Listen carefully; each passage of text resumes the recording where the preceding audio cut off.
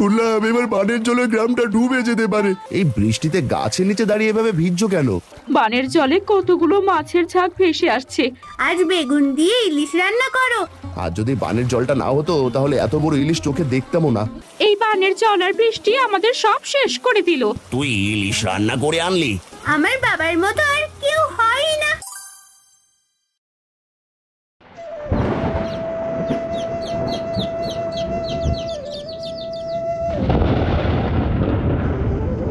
আজ মনে করেছিলাম কাঁথাটা সেলাই করে উঠবো, সেটা কেমন করে হবে? আকাশটা হঠাৎ এমন কালো মেঘে ঢেকে যাচ্ছে, বৃষ্টি এলো বলে। মা, তাড়াতাড়ি জ্বালানি আর মুরগিগুলো তুলে ফেলি, তুমিও আমার সাথে আসো।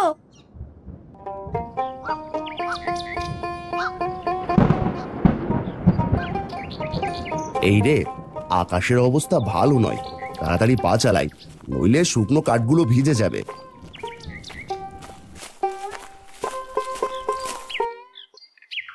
মহাজন, অনেক কাঠ কেটেছি, এদিকে বৃষ্টি আসতে পারে যে কোনো সময়। এই আপনার কাঠগুলো, তাড়াতাড়ি টাকাটা দেন, বাড়ি ফিরি। বলি, কাজ করতে এত কষ্ট কিসের হয় শুনি? এত তাড়াহুড়ো করছিস কেন? বর্ষাকাল, বৃষ্টি তো হবেই। না মানে, যেভাবে বেশ কয়েকদিন বৃষ্টি হচ্ছে, না জানি বানের জল কখন ভেসে আসে। ঘরটা সারাবো ভাবছি, আর এখন বাড়িতে কিছু বাজারও করে রেখে দিতাম। কাজ করলে কর, না করলে যা দেখি। আমি এখন টাকা দিতে পারবো না, তাড়াহুড়ো করে আমি কোনো কাজ করি না।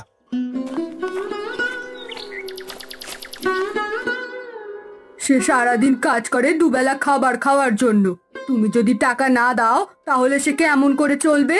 হারানকে টাকাটা দিয়ে দাও গো। আরে, হারানের কাছে তো এমনিতেই টাকা পাবো। তুমি যখন বলছো ঠিক আছে গিন্নি, এই নে, আজকের টাকাটা রাখ। অনেক বড় উপকার হলো মহাজন, তবে এবেলা আমি আসি। তখনই বৃষ্টি শুরু হয়। হারান মহাজনের কাছ থেকে টাকা নিয়ে কিছু বাজার আর কিছু শুকনো খাবার নিয়ে ভিজে জড়সড় হয়ে বাড়ি ফেরে। ওগো, তুমি বাড়িতে এসেছো? আমি তো চিন্তায় চিন্তায় শেষ। এদিকে রান্নার চালও ফুরিয়ে গিয়েছে, মেয়েটা দুপুরে না খেয়ে আছে। এই নাও গিন্নি, বাজার আর কিছু শুকনো খাবার। না জানি কখন বানের জল বাড়িতে চলে আসে, কাজ না করতে পারলে তো না খেয়ে থাকতে হবে, তাই এগুলো এনেছি। তুমি ভালো কাজ করেছো, আমি তাড়াতাড়ি রান্নাটা সেরে ফেলি।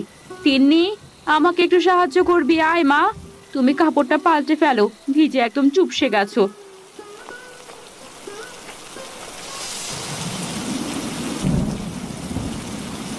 মা, জাল তো বারবার নিভে যাচ্ছে বাতাসের জন্য।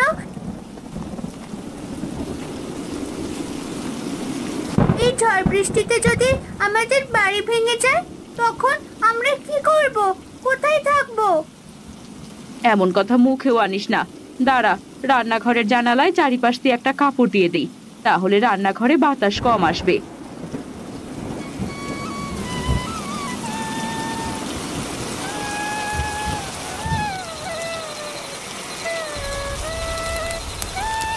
বাহ, তোমার মাথায় দেখি খুব বুদ্ধি।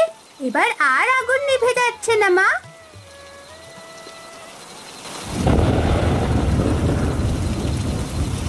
কি করি বলো দেখি, বৃষ্টির জল তো কমই হচ্ছে না, এদিকে বাড়িতে অল্প কিছু খাবার আছে। এমন চলতে থাকলে তো দুদিন পর থেকে না খেয়ে থাকতে হবে। বানের জলে গ্রাম তলিয়ে যাবে মনে হচ্ছে। গিন্নি, আমি কাল মাঠে গিয়ে দেখে আসবো আমাদের ধানের কি অবস্থা।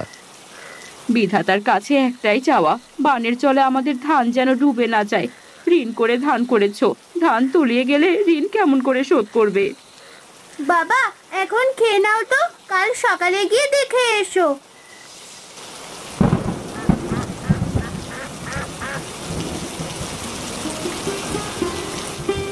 কি গো, বৃষ্টি তো কমছেই না দেখছি, এই বৃষ্টিতেই বেরোচ্ছ নাকি?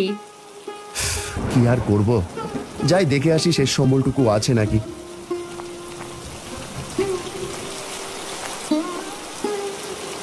বাবা, এই নাও, ছাতাটা নিয়ে যাও, নয়তো বৃষ্টিতে ভিজে জ্বর করবে তোমার। তুই ঠিকই বলেছিস। গিন্নি, তাহলে আমি গেলাম।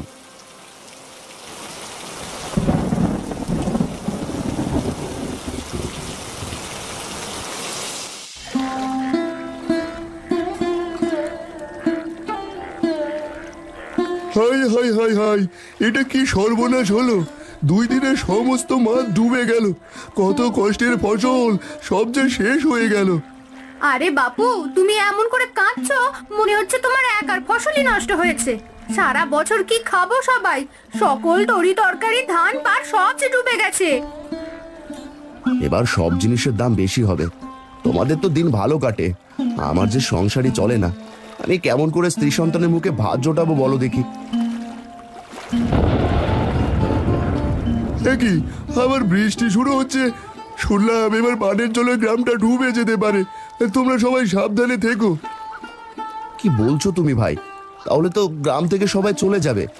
আমাদের তো যাবার মতো তেমন কোনো জায়গাও নেই। তাহলে কি হবে? বৃষ্টি একটু কম হলে আমি শহরে আমার বোনের বাড়িতে চলে যাব। তোমরা এই গ্রামে পৌঁছে মরো বাবু। বৃষ্টি জোরে আসছে, আমি বাড়ি গেলাম। এই গরিবের কষ্ট তো কেউ বোঝে না। দেখলাম তোমার ভাই নতুন ঘর করেছে, তোমরা না হয় সেখানে গিয়ে থাকো হারান ভাই। আমি গেলাম গো। যে যার মতো বাড়িতে চলে যায়। হারান কিছুক্ষণ তার ডুবে যাওয়া ধানি জমির দিকে তাকিয়ে থাকে।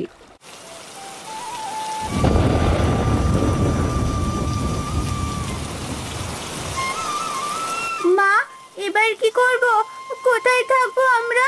আমাদের ঘরের ছাউনি তো ভেঙে গেছে, জল পড়ছে চাল দিয়ে। ভয় পাস না মা, আমি তো আছি। তোর বাবা এক্ষুনি চলে আসবে। আমরা ওই গাছটার নিচে যাই, চল।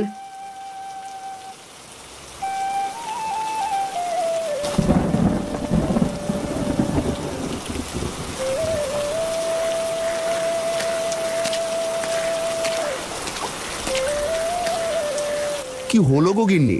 এই বৃষ্টিতে গাছের নিচে দাঁড়িয়ে এভাবে ভিজছো কেন?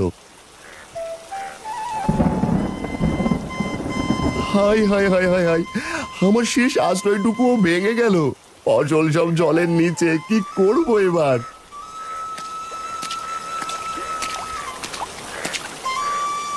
এই কি হয়েছে গো দাদা? কি সেই শব্দ হলো? তোমরা ঠিক আছো তো?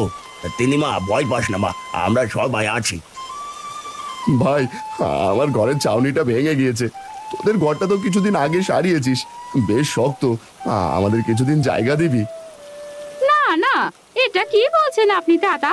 2 একের ভেতরে এমন চলতে থাকলে গ্রাম তলিয়ে যাবে। আমরা কোথায় থাকবো নিজেরাই জানি না। আমাদের বাড়িতে আপনাদের জায়গা দিতে পারবো না। দিনে ঠিক কথা বলেছে। আমাদের 2 রুম ঘর, আমি তোমাদের কোথায় জায়গা দেব? ভাই, ছোট মেয়েটার কথা ভেবে তোমার দাদা এমনটা বলছে। চিন্তা করো না, আমরা কোনো একটা ব্যবস্থা করে নেব। তোমরা ভিজো না, বাড়িতে ফিরে যাও। তুমি ঠিকই বলেছো ভাবি। ওগো চলো, মেয়েটা বাড়িতে একা আছে, তোমার দাদা বৌদি থাকার মতো ঠিক একটা ব্যবস্থা করে নেবে। ওগো, এবার আমরা কোথায় যাব? আমার অসময়ে তো নিজের ভাইও পাশে দাঁড়ালো না। বাবা, আমাদের তো অনেকগুলো কলা গাছ আছে। বানের জলে কলা গাছগুলো তো মারাই যাবে। আমরা বরং কলার পাতা আর গাছ দিয়ে আমাদের ঘরটা সারিয়ে নিই আপাতত। বাহ তিন্নি, তোর মাথায় দেখি খুব বুদ্ধি। ওগো, তুমি তাই করো, আর দেরি করো না। সবাই মিলে সাহায্য করলে তাড়াতাড়ি ঘরটা সারানো হয়ে যাবে। এই মুহূর্তে বৃষ্টির হাত থেকে বাঁচতে আমাদের এটাই করতে হবে। ঠিক আছে, আমি তবে তাই করছি। দেখো গিন্নি, এখানে দাঁড়ানো যাচ্ছে না, বানের স্রোতে ভেসে ঢুকছে। উঁচু জায়গায় গিয়ে দাঁড়াও, আমি কলা গাছ আর কলা পাতা কেটে কোনোভাবে ঘরটা সারিয়ে নিই। হারান বৃষ্টির মধ্যেই কলা পাতা আর গাছ কেটে আনে। এরপর চালে উঠে সুন্দর করে ছাউনি দেয় চারপাশে ঘিরে। বৃষ্টি একটু কমেছে, চালাটাও খুব সুন্দর আর মজবুত হয়েছে। বলি, এক পাশের বেড়া তো ভেঙে গেছে, মাটি দিয়ে ওই জায়গাটুকু উঁচু করি। আর মেঝেটাও, ঘর উঁচু হলে বানের জলে ঘরের ভেতরে আর যাবে না। মা ঠিক কথা বলেছে। বানের জলে কত সাপ পোকামাকড় আছে, আমার তো ভয় করছে। ওই দেখো মা, অনেকেই গ্রাম থেকে চলে যাচ্ছে। এই দৃশ্য খুবই কষ্টদায়ক রে মা। কেউ কি আর তার বাপদাদার ভিটে ছেড়ে যেতে মন চায়? আমাদের যে কি হবে সৃষ্টিকর্তাই জানেন।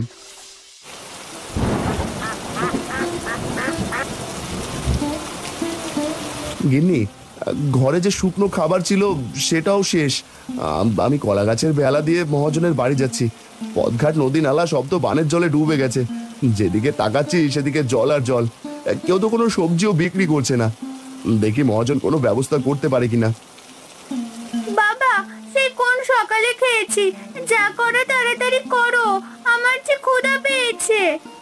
শান্ত হ মা, না জানি গ্রামের সবাই কেমন আছে। ওগো, তুমি সাবধানে যাও, যেভাবে পানির স্রোত আসছে। ভাগ্য ভালো তুমি সেদিন ঘরটা উঁচু করেছিলে আর আমি মাচা বানিয়েছিলাম, না হলে আমাদের ঘরে আজ পানি থাকতো।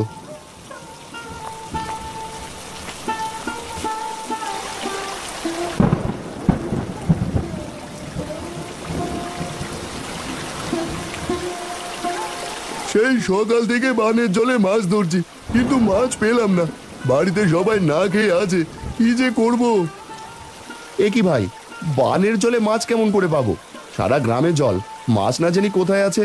এই জলে মনে হয় না মাছ পাবো। তাহলে কি করব ভাই, কাছে যে টাকা ছিল তা শেষ। কোনো সবজি ডাল কিছুই তো পাওয়া যাচ্ছে না, সমস্ত ফসল জলে ভেসে গেছে। চলো তুমি আর আমি মহাজনের কাছে গিয়ে দেখি তিনি কি ব্যবস্থা করেন। আমার ভেলায় উঠে এসো। দাঁড়াও হারান্দা, জালটা ওই গাছের ডিবায় রেখে যাই। এমনি না খেয়ে মরছি, তোরা আবার এখানে এলি কেন? শোন, আমি কিন্তু কোনো টাকা দিতে পারবো না, আগেই বলে রাখলাম। বরং হারানের কাছে যে টাকা পাবো সেটা আজ নিতে যেতে চাইছিলাম। কি বলছেন মহাজন? আমার কাছে টাকা থাকলে কি আপনার কাছে আসতাম? মহাজন, দয়া করে আপনার টাকা এখন চাইবেন না। সব ধান বানের জলের নিচে, বাড়িতে মেয়েটা না খেয়ে আছে। হায় হায় হায়, আমার পায়ে কি যেন জড়িয়ে আছে। হ্যাঁ, বাঁচাও বাঁচাও, কেউ আমাকে বাঁচাও, আমার খুব ভয় করছে। শান্ত হন মহাজন, একটা সাপ আপনার পাটা পেঁচিয়ে রেখেছে, নড়লেই কামড় দেবে। হারান একটা বড় কাপড় এনে সাপটার মাথাটা ধরে ফেলে। এই বানের জলে আমরা মানুষরা এমনিতেই বহু কষ্টে আছি, আমাদের মারিস না, চলে যা। দেখেছেন মহাজন, যে মরে গেলে আপনার আসে যায় না, সেই আপনাকে আজ বাঁচালো। হারান ভাই, এখানে থেকে লাভ নেই, বাড়িতে সবাই না খেয়ে আছে। দেখি কোনো রকমে খাবার জোগাড় করতে পারি নাকি। হারান, তুই আমার জীবন বাঁচালি। তোকে আমি খাবারের ব্যবস্থা করে দিতে পারবো না, কারণ আমার বাড়িতেও শুকনো খাবার ছাড়া তেমন কিছু নেই। তবে তোর কাছে যে টাকা পাই সেটা আমাকে কিছুদিন পরে দিস, সুদ দিতে হবে না। এইগুলো তুই নিয়ে যা, তোর মেয়ের কিছুটা হলেও পেট ভরবে। বড় উপকার করলেন আমাকে মহাজন, আজ আসি তবে। কি গো, খাবারের ব্যবস্থা করতে পারলে? তোমার মুখে এমন চিন্তার ভাঁজ কেন? এই অল্প কিছু শুকনো খাবার ছাড়ার কোনো ব্যবস্থা করতে পারিনি। তিনিমা, তুই এই খাবারগুলো খা।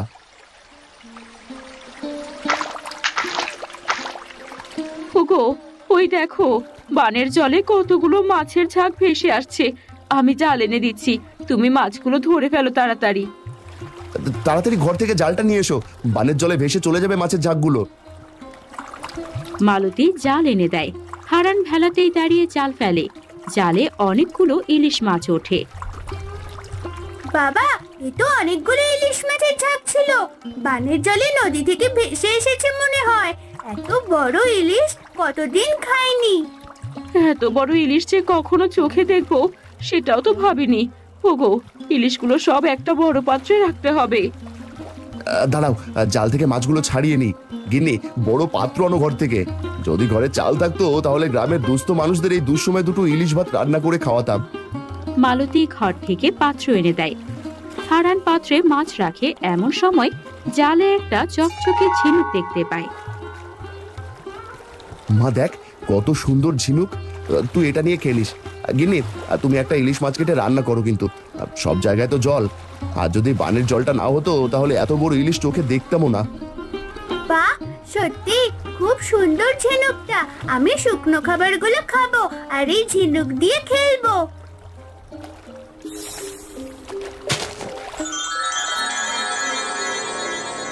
ওগো, এত আলো কোথা থেকে আসছে? ওই তো ঝিনুক থেকে আসছে। কি আছে ওই ঝিনুকের ভেতরে? ভয় পেও না, আমি একটা পড়ি। খেলতে খেলতে এই ঝিনুকের ভেতর আটকা পড়ি। এরপর কিছুদিন নদীর জলে ছিলাম। আজ ইলিশের ঝাঁকের ভেতর একটা ইলিশের লেজে আটকে আমি এখানে এসে পড়েছি। এরপর তোমাদের জালে উঠেছি।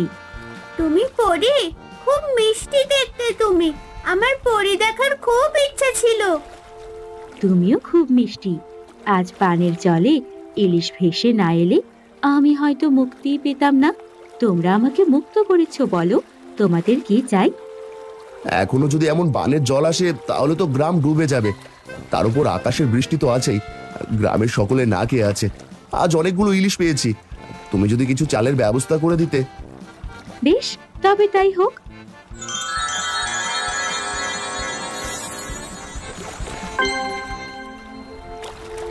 এই হাড়ি থেকে যত চাউল নাও না কেন, এই হাড়ির চাউল শেষ হবে না।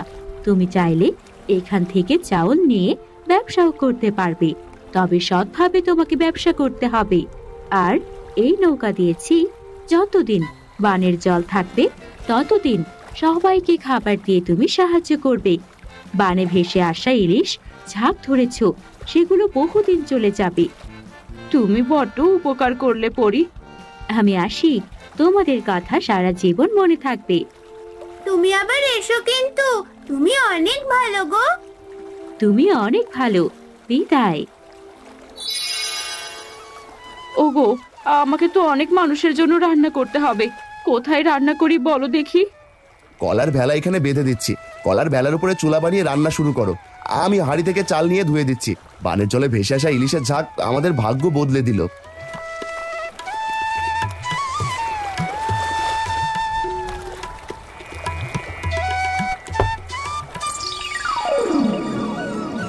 পরির কথা মিথ্যা নয় বাবা, দেখেছো? মা, আমিও সাহায্য করছি। আজ বেগুন দিয়ে ইলিশ রান্না করো। টাকা ইলিশের সাথে বেগুন ভাজা বেশ জমবে।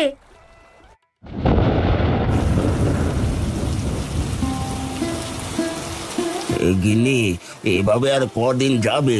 আমরা না হয় না খেয়ে থাকতে পারবো, মেয়েটার কি হবে? আমিও তাই ভাবছি। এই বানের জল আর বৃষ্টি আমাদের সব শেষ করে দিল। কোথাও যে বেরোবো তারও কোনো উপায় নেই।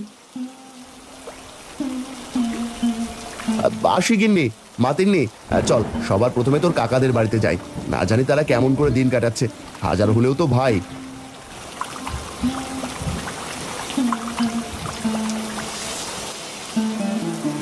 ওকে কাকা, তুমি কাকির পাশে এমন করে বসে আছো কেন? কাকির কি শরীর খারাপ? আর বলিস না, ক্ষুধা সহ্য করতে না পেরে তোর কাকি জ্ঞান হারিয়ে ফেলেছিল। মাত্রই জ্ঞান ফিরল। বৃষ্টি বাদলে তো কোনো কাজ নেই, রান্নার জায়গা নেই, সব জায়গায় তো জল উঠে গেছে। আর চিন্তা করিস না, বানের জলে ইলিশ ভেসে যাক, সেই ইলিশ ধরে তোদের রান্না করে এনেছি। আর তাড়াতাড়ি খেয়ে নে দেখি। আপনাদের কত অপমান করেছি, তবু অসময়ে পাশে এসে দাঁড়ালেন। আপনাদের কাছে চিরঋণী হয়ে রইলাম ভাই। খাবারটুকু না পেলে হয়তো আমরা মারাই যেতাম। এমন কথা বলো না ছোট বউ। আচ্ছা, আজ আসছি। চল মা, সময় মতো খাবার পাবে তোমরা। মা লাবণী, খেয়ে নিস।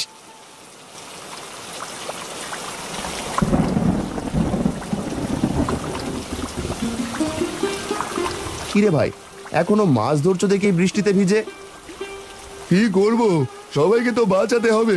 পরিবারের কেউ দুদিন ধরে কিছুই খায়নি পানি ছাড়া। এবার মনে হয় সবাইকে না খেয়ে মরতে হবে গো। কেঁদো না গো কাকু, না খেয়ে মরতে হবে না। বানের জলে ইলিশের ঝাঁক ভেসে এসেছিল, সেই ইলিশ দিয়ে আমরা সবার জন্য খাবার এনেছি রান্না করে। এই নাও, এগুলো তোমার পরিবারের সবাই মিলে খেও। ধন্যবাদ তোমাদের। এই খাবারগুলো না পেলে হয়তো আমাদের কিছু একটা আজ হয়ে যেত। আজ আমি যাই। বড্ড উপকার করলে তোমরা আমার এই অসময়ে। তোমার সাথে দেখা হলে কত বড় বড় কথা বলি, আজ তুমি খাবার এনেছো বাবা।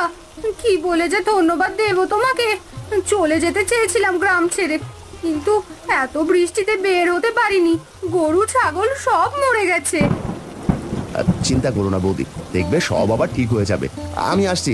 এখন থেকে যতদিন বৃষ্টি বানের জল থাকবে আমি ততদিন সবাইকে খেতে দেবো। আসি এবার। তো তুই ইলিশ রান্না করে আনলি? আসলে গরিবের মন বড়। আজ দুদিন কিছু খাইনি ভাই। তোর গিন্নিমা তাদের বাড়ি গেছে বেশ কয়েকদিন ধরে। বিপদে আপদে মানুষ মানুষের পাশে দাঁড়াবে, এটাই তো নিয়ম মহাজন। আপনি কত সময় কত কটূক্তি করতেন, আমি কিছু মনে করিনি। আজ আপনাকে এই দুর্দিনে সাহায্য করতে পেরেছি, এতেই আমি ধন্য। তোর উপর আজ আমি অনেক খুশি হয়েছি, সত্যিই তুই মহৎ। এই জন্য তো বলি আমার বাবার মতো আর কেউ হয় না। আমার বাবা আমার হিরো। পাগলি মেয়ে আমার।